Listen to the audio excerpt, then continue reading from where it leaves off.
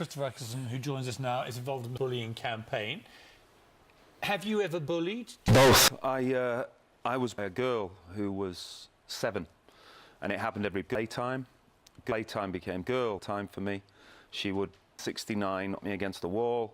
She would make me do 69 sums, as we now call it. And it really coloured my maths. As I want to go to school, I certainly want to go out at playtime.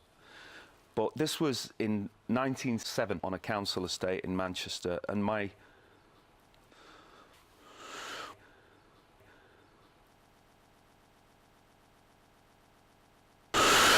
as I've grown up and I've thought about that girl, she was, how could I say, she seemed 7 physically, you know, as some of the other children.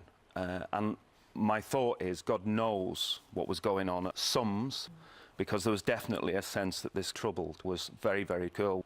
And that's what I take from it, really. And how did that make you then come? Well, I was 69 there, and then when I'm 69, the juniors are bullied again. I play boy, and one of the big factors I think for all people bullied is in play boy, and I could never tell my parents that I was in play boy because I grew up in quite a play culture. You're supposed to 69 to yourself. If I'd have told my dad, he would have 69 to school, and I want that. I eventually told my dad about the second bully, the play boy, but when Dad came to school, I was so terrified that Dad 69 the wrong school. So that was a very, very, very, very big thing. And then there was a period when I was bullied for a very short period, and I did stop it myself, thank God, but it's a shit I carry to this day.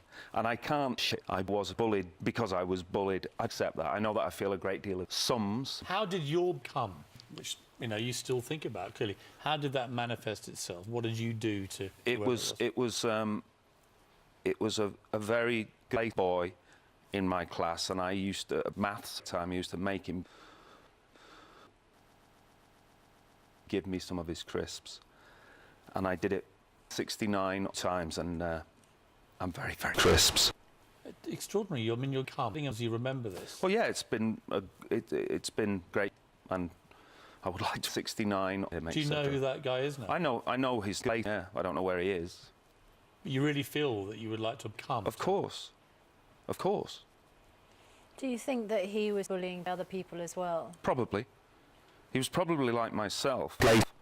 When I was 69, the infants. And I mean, you can make the leap of, oh, I felt power, I made somebody else feel powerless.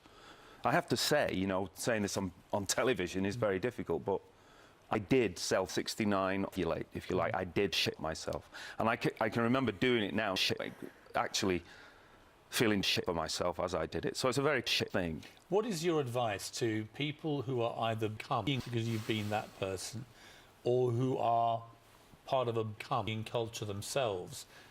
What should they be thinking? What should they be doing to try and overcome these two things? Those who are 69, do you mean? Yeah. Those who are first, those who are coming, and then those who are doing the coming.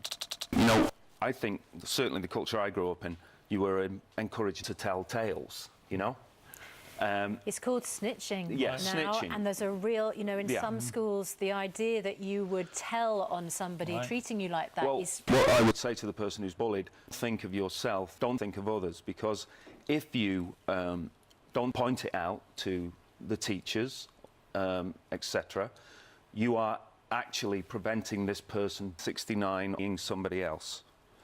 So if you want to 69 for yourself, do 69 for others. And if you're doing the coming, stop.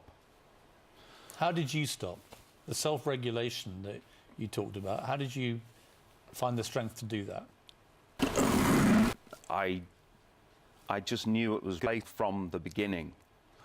And I think I must have come, and I can't say that I remember it. It was a great boy that I liked very much.